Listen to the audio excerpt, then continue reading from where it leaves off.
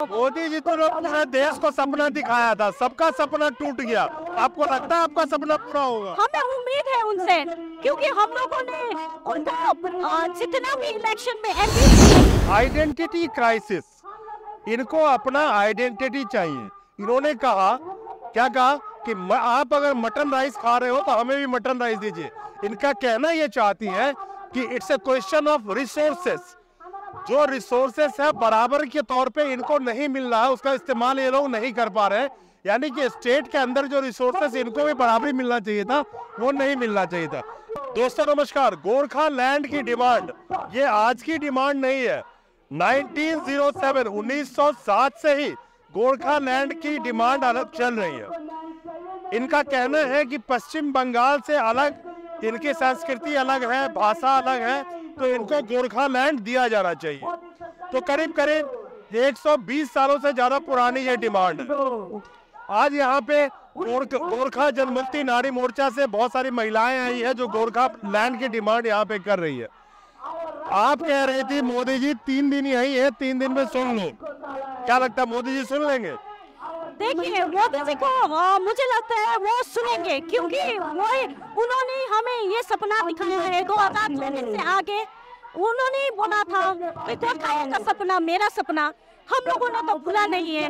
और ये 2024 का इलेक्शन भी आ रहा है, शायद अभी वो ज्यादा रिमाइंडर हो गया होगा। मोदी जी तो पूरे देश को सपना दिखाया था, सबका सपना टूट गया। आपको लगता है आपका सपना पूरा होगा? हमें उम्मीद है उनसे, क्योंकि हम लोगों ने उनका जितना भी इलेक्शन में एमपीज दिए हैं, तो हमें उनसे उतना ही उम्मीद है। 2014 से पहले वादा किया होगा, उसके बाद वादा नहीं किया होगा। नहीं, अभी भी उन्होंने वही एक हमारे प्रांगण में आके वहाँ उन्होंने ही बोला था गोरखाओं का सपना हमारा सपना। सो अभी भी जब भी बीजेपी वाले बोलते हैं कि इस बार कुछ 2024 से आगे वही लोग बोल रहे हैं आपको, तो हमें इस बार बहुत ज्यादा आशा है। मोदी जी के आप कह रहे हैं उन्होंने वादा किया था। मोदी जी तो वादा बहुत सारा किया था जनता से, लेकिन सवाल ये है कि गोरखा लैंड के नाम पे पॉलिटिक्स तो होता है, लेकिन गोरखा लैंड का डिमांड कभी माना नहीं गया अभी तक। लेकिन इस बार उन्होंने 24 से आगे पूरा करने का वादा किया है, सो हम लोग वही वेट कर रहे हैं। और ये 2024 का इलेक्शन भी सामने है, मॉनसून सेशन भी अभी स्टार्ट हो गया है। सो हम उम्मीद करते हैं ये 15 से 15 अगस्त से आगे हम लोग यहाँ पे 3 दिन के लिए है। सो हमें लगता है वो कुछ ना कुछ तो करेंगे गोरखाओं के लिए। अच्छा, ये आपको उम्मीद लगता है? अभी आप कहते हो 3 दिन में से चिल्लाइएगा तो मोदी जी सुन लेंगे। 3 महीने से ज्यादा से मणिपुर के लोग चिल्ला रहे हैं, मोदी जी तो सुना नहीं, जो ऑलरेडी स्टेट है। नहीं, देखिए, मणिपुर के बारे में हमें कुछ नहीं कहना है। जैसे हम लोगों का डिमांड है वो उनका डिमांड है। मैं क्या बोल रहा हूँ, सुनने के लिए बोल रहा हूँ। आप भी एक महिला हो ना, आप भी डिमांड लेके आया हो ना। मैं मणिपुर के बारे में आपसे नहीं पूछ रहा, मैं सुनने की बात कर रहा हूँ। वहाँ भी तो महिलाएं चिल्ला रही है ना, आप डिमांड को लेके चिल्ला रही है, तो लगता है कि मोदी जी सुनेंगे? देखिए, हम क्या कहना चाहते हैं कि वो जरूर सुनेंगे, क्योंकि देखिए सरकार आता है, हर बार आता है नया सरकार, लेकिन हमें उम्मीद उनसे क्यों है, क्योंकि जितना भी करप्शंस है, अभी हम लोगों का वेस्ट बंगाल में भी इतना करप्शंस है, लेकिन अभी जो करप्शंस खत्म हो रहे हैं वो देख के हमें भी कुछ आस लगा हुआ है। मोदी जी ही कुछ करेंगे। करप्शन तो कई फोल्ड में बढ़ गए। कहाँ पढ़ लिया आपने? पढ़ लिए, उसी लिए तो जो करप्शन टॉप पे चल रहा है। नहीं, देखिए, जो ईडी लगे हुए, ईडी लोग भी काम कर रहे, हमें भी उनको समय दिया है। इतना साल से हम लोगों ने ईडी को कभी देखा बीजेपी के लोगों पे छापा मार नहीं? देखिए, वो उनका मैटर है, हाँ, वो करेंगे। लेकिन आपको लग रहा है करप्शन है इसलिए ईडी छापा मार? जी। सो मुझे लगता है कि जितना भी अभी हम लोगों का डिमांड है, इस बार मोदी जी जरूर सॉल्व करेंगे हमारा, क्योंकि हमें वो बारंबार आश्वासन दे रहे हैं, तो इसका मतलब ऐसे ही तो नहीं दे रहे होंगे, क्योंकि उन्होंने जब भी कुछ कहा है कुछ ना कुछ तो किया है। सो मुझे लगता है इस बार मोदी जी जरूर कुछ करेंगे, और हम लोग तो यहाँ पे 3 दिन के लिए है ही है, और हमें उम्मीद है वो आके हमें भी मिलेंगे और हमारे लिए भी कुछ यहाँ पे हम लोगों का गोरखाओं का सोल्यूशन जो है, सपना, उनका सपना जो बोला हुआ है वो इस बार जरूर फुलफिल करेंगे, यही आशा है उनसे। अगर हम गोरखा लैंड की बात करें तो करीब करीब ऐसा माना जा रहा है, जो एस्टिमेटेड है 4 मिलियन के करीब लोगों की आबादी होगी। लेकिन जो गोरखा पीपल है उनकी जो वहाँ पे परसेंटेज है सिर्फ 35% माना जा रहा है। देखिए बात ये है, ये परसेंटेज कम नहीं है। जब भी हमने एमपीज दिए हैं, इतना एमपीज दिए हैं, वो तो ऐसे ही तो जीत के नहीं गए ना एमपीज। वो इतना परसेंटेज कम होते तो हम लोगों का जगह पे कमल का फूल कैसे खिलता। नहीं, मैं ये कह रहा हूँ कि अगर गोरखा लैंड बनता है तो गोरखा लैंड का जो आप डेमोग्राफी देखेंगी तो गोरखा जो आप लोगों की पॉपुलेशन है वो पॉपुलेशन सिर्फ 35% उस स्टेट में होगी। नहीं, एक्चुअली में देखिए, हम गोरखाओं का डिमांड तो बरसों से है, और गोरखा एक स्टेट में नहीं है ना, एक जगह पे नहीं है, जगह जगह पे है, डिफरेंट प्लेसेस पे है। इसी वजह से इसी बेसिस पे वो 35 कम, ऐसा कम ज्यादा दिखाई देता है।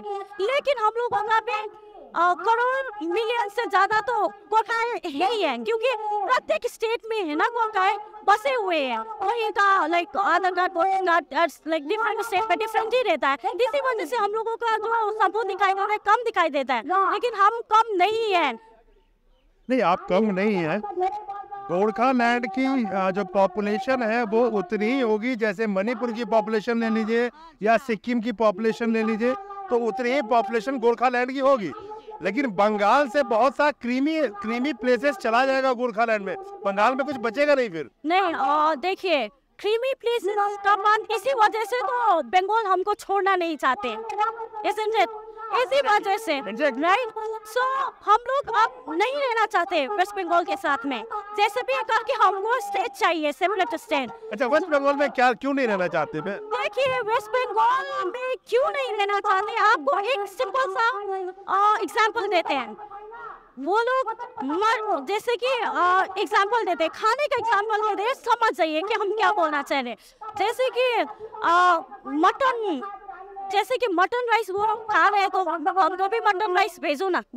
तुम सब्जी भात भेजोगे तो हम नहीं मानेंगे ना। और ये बात खाली नहीं है, सुनिए, हम लोग वेस्ट बंगाल में रहना इसलिए भी नहीं चाहते हैं क्योंकि हमारा आइडेंटिटी नहीं है। हम लोग बहुत, हमारा जो आइडेंटिटी है यहाँ पे, हमें आइडेंटिटी नहीं है।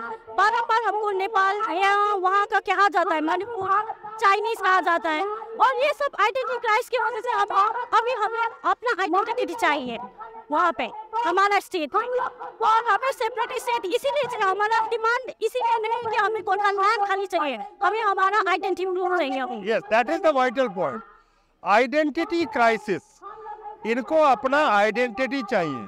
इन्होंने क्या कहा कि आप अगर मटन राइस खा रहे हो तो हमें भी मटन राइस दीजिए। इनका कहना ये चाहती है कि it's a question of resources.